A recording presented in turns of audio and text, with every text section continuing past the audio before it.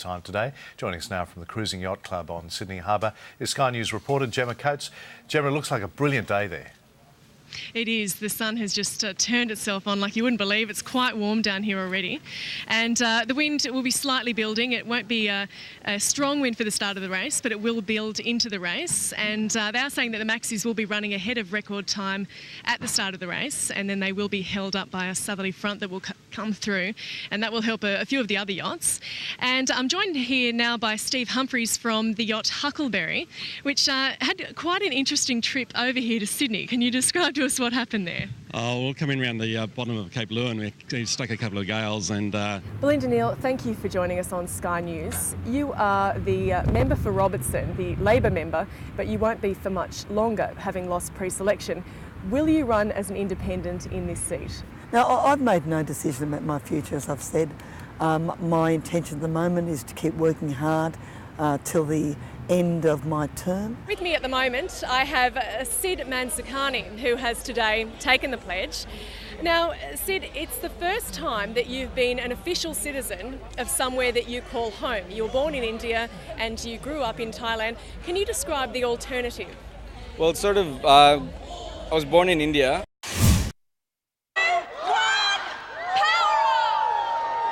As Earth Hour rolled in, Melbourne's lights switched off. Flinders Street Station, Federation Square and the Eureka Towers skydeck dipping into darkness, along with 1,400 businesses. The event, which began in Sydney last year, has gone around the globe. I think it's really good because it's saving energy and helping the future. Our future is what it's all about. Melbourne is famous for being one of the world's most livable cities. Livability and sustainability are the same outcome. The Premier spoke through amplifiers powered by renewable energy. It's hoped this will be the source of 10% of the state's power by 2016. Last night was proof of what a difference each person can make in just 1 hour, with Australia's energy demand dropping by 1,000 megawatts, the equivalent of temporarily shutting 2 large power stations. And ours was just one of 35 countries taking part in the fight against global warming. Gemma Coates, National 9 News. It's a targeted crackdown, with intelligence showing public transport is the preferred mode of transport for many crooks. It keeps them out of our notice on the roads, and there's so many people normally travelling on public transport, it lessens the odds of us picking them up. And recent police data covering the 15 railway stations in the Stonington area shows these are the areas where property damage and theft in homes and businesses are occurring. Lots of burglaries, crimes of opportunity, malicious damage, windows broken for no real reason. It's a problem. So police are now riding the trains and walking the platforms as they look to address the problem. Fare evasion will also be a focus, with most train travellers happy to oblige. I think it's really important that people buy a ticket and do the right thing, and it's good to see that they're enforcing it. And in fact, a missing ticket can often turn out to be the missing link. Police say the bottom line is crooks don't buy tickets, and if they're caught, they must by law give their details. If they're found to have a police record, they may then be searched. If they bring themselves to our attention, we'll certainly be talking to them. Gemma Coates, National 9 News. As they gathered in their thousands in Los Angeles, Michael Jackson's memorial was streamed live across the world. An estimated audience of up to 1 billion. Seeking closure, they farewell their king. No more crying. We are going to see the king. No more crying. We are going to see the king. It wasn't how they wanted to see him. This was the venue where, just days before his death, Michael Jackson had been rehearsing for what was shaping up as one of the greatest comebacks of all time. Now the king is gone, but his music and influence will live on. You and I must make a pact. We must bring salvation back. Where there is love, Michael Jackson's musical career began at the age of 5. His talent obvious. He raised the bar and then broke the bar. The Jackson 5 were just amazing, and Little Michael's performance was way beyond his years. This little kid had an incredible knowingness about him. He sang with such feeling, inspiration. Michael had a quality that I couldn't completely understand, but we all knew he was special. When Michael started, it was a different world. But because Michael kept going, because he didn't accept limitations, because he refused to let people decide his boundaries, he opened up the whole world. In the music world, he put on one glove, pulled his pants up, and broke down the color curtain.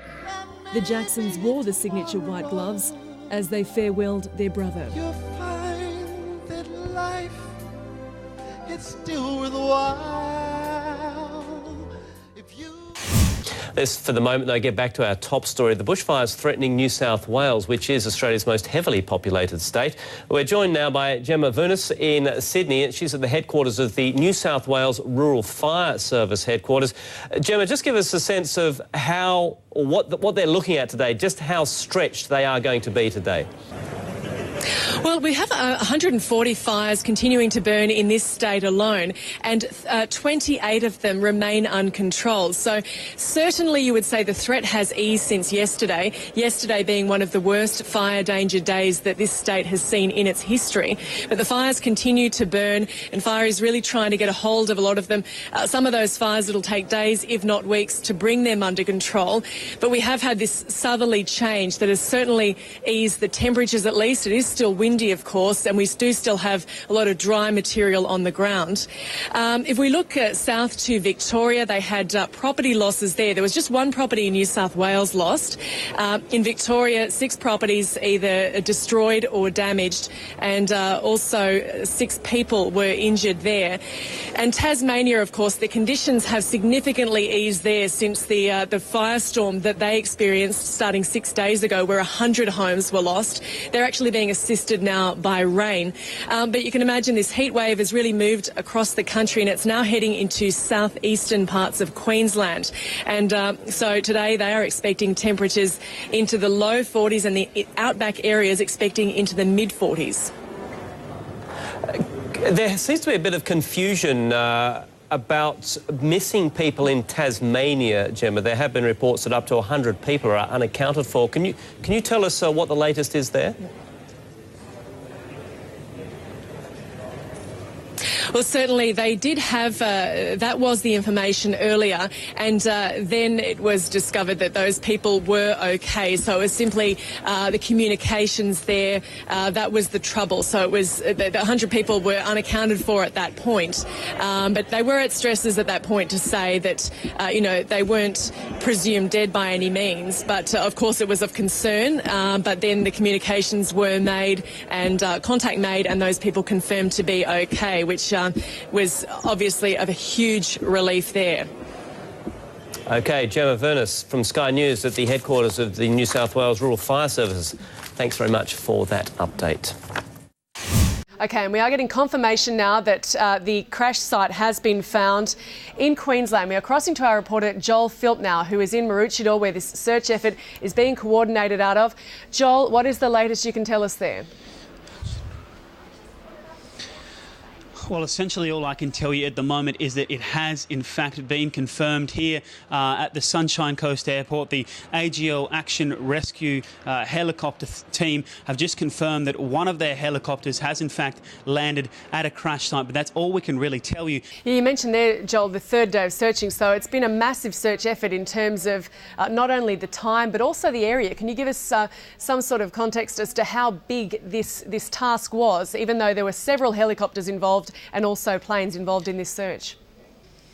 Yeah, sure. About 16 helicopters were involved in total in the search, and the search spanned an area of about 2,000 kilometres. Yes, so for any of our viewers just tuning in, this is confirmation that a crash site has been found. The AGL Action Rescue helicopter crew on the ground walking into the site, and this is in relation to this plane crash which occurred on Monday when the beacon signal was lost there. Now, Joel, there isn't any information about the survivors or otherwise at this time, but what can you tell us about the pilot? What we can tell you about the pilot is that he was a well-known pilot around the area, that his famous 1934 vintage plane was very well-known. Joel Philp in Maroochydore. We will be checking in again with you soon as the search effort there wraps up with the news that the crash site has been found for this light plane that went missing on Monday.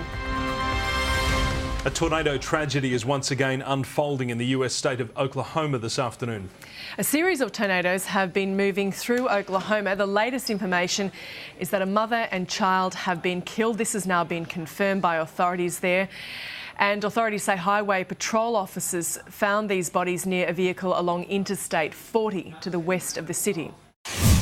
The Coalition has put NBN Co Chief Executive Mike Quigley on notice, warning his position may not continue under an Abbott government.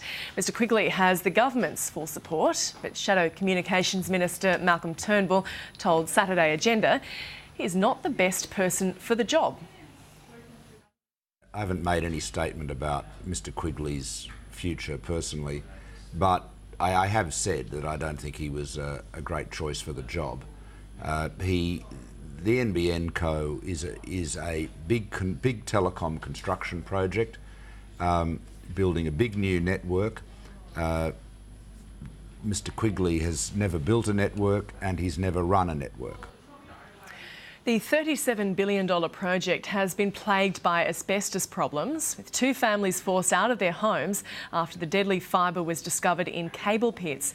Police are also investigating the death of a 57-year-old man crushed by an NBN Co truck, which had a 20-year-old unaccompanied learner driver behind the wheel. Malcolm Turnbull says the speed at which the government is rolling out the NBN could be posing added safety risks. The problem with taking fibre into every premise, into every house, every flat in Australia, is that it is very, very time consuming. It's very slow. It's one of the reasons they're so far behind. It's consequently very expensive. And because you are disturbing so much of the legacy infrastructure, issues like asbestos and other issues, other safety issues, inevitably arise. The government will meet with Telstra and the unions on Monday to discuss these issues arising after the discovery of asbestos at several locations. And a party of penguins in Japan has given a group of African leaders an interesting welcome. Some would say cute or possibly offensive, but nonetheless interesting. The VIPs wore miniature versions of traditional African dress in a special parade for the leaders who are visiting Tokyo for an international conference on African development. Going to make it very hard to swim though, isn't it? Very much so. I can't imagine you could dive for They're not fish designed for that. No, that's right. Maybe wetsuits. I wonder how it was received.